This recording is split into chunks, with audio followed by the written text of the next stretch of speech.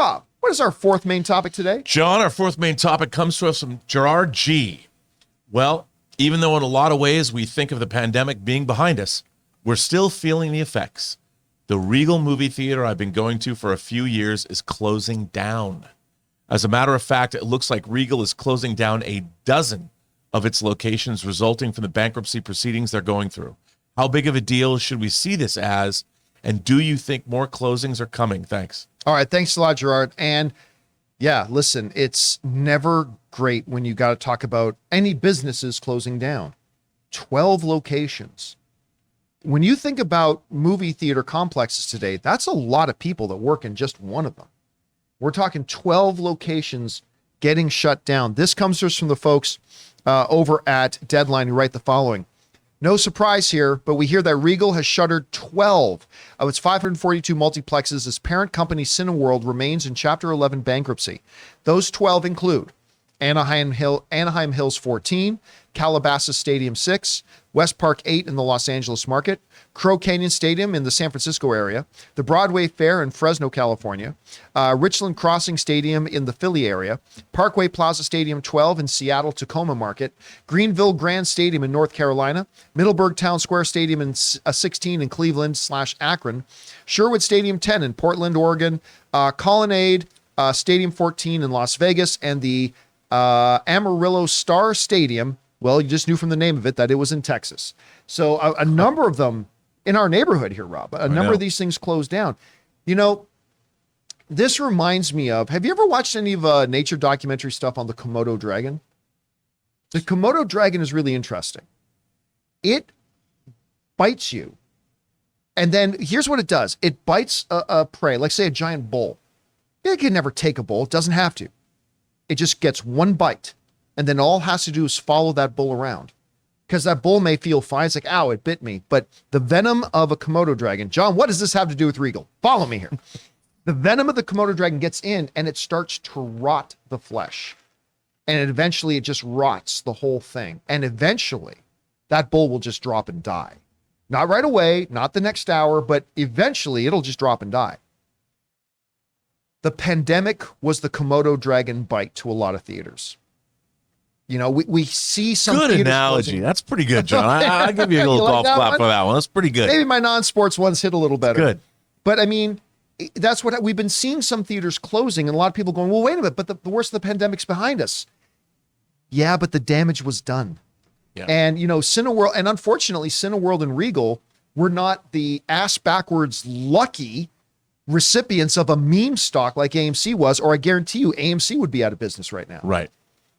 But Regal didn't have that. They still found ways to stay in business, but eventually they had to declare bankruptcy. They're restructuring their business as part of that. A bunch of theaters are closing. Now, look, in the grand scheme of things, I did the math, Rob. I pulled out the pencil, sat down, did the math. Put up that Rain Man graphic of all the numbers and equations going by. I did the math. That equaled 2.2% of Regal's theaters. They closed down. So that's not a huge number. I do not believe it is the last we'll hear of more closing. No. I think Regal will survive. I think Cineworld will survive. They will restructure. They will come out of this. But these 12 Cineplexes have closed down. It's not the end. I think we're going to hear about more of them, which is unfortunate. And hopefully it'll be able to come out the other end more healthy. Anyway, Rob, you hear this story. What stands out to you?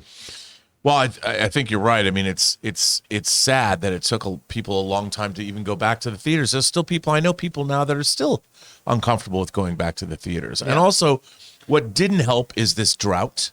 You know, the theaters were relying on these big blockbuster movies, and when you don't have them, you're not bringing in those numbers. I mean, what I find interesting, John, and I don't know if it's going to pan out, but we've had a lot of strong, smaller openings. You know, with a Smile opening to 22, Woman King opening with, 18?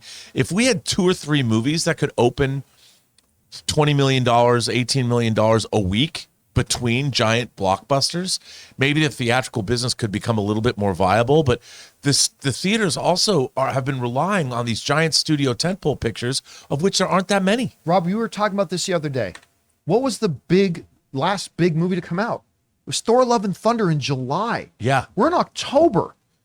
I mean, luckily we had Maverick carrying through. And carried through. I mean, and fortunately for them, like Thor: Love and Thunder, it did make a lot of money.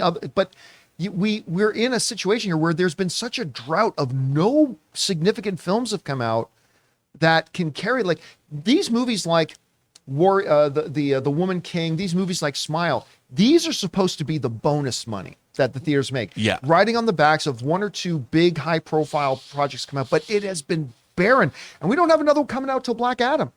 We don't even know how big that one's going to be. Yeah, and how well it's going to do. I mean, what I find really interesting is looking at how a movie like Barbarian will play. It's $36 million on these smaller spends. I mean, I was surprised Smile was as expensive as it was. But still, I mean, you get these movies in theaters and they do business for 3 or 4 weeks. That's a good thing. That's how the business is supposed to work. And I don't know if there's going to be, we're still going to go after these large tentpole properties.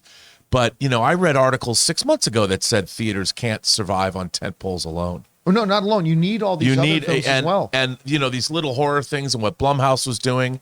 I mean, you know, M. Night Shyamalan's new movie doesn't come out till February, and even that couldn't cost that much, but it looks like something I'll run out to see.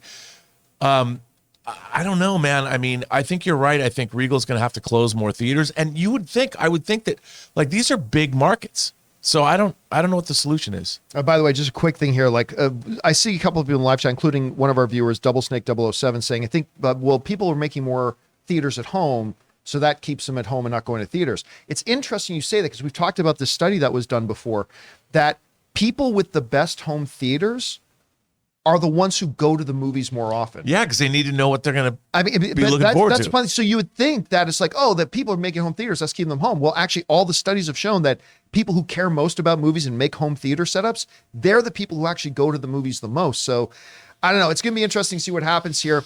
Maybe things can turn around once Black Adam, Black Panther, you know, the big Oscar season stuff starts, and then we roll into a big 2023. But guys, right now, what do you think about this? Regal Cinemas, the second biggest theater chain in the world, has shutting down a dozen of its locations. What do you take away from that? Whatever your thoughts are, jump down to the comment section below and leave your thoughts there.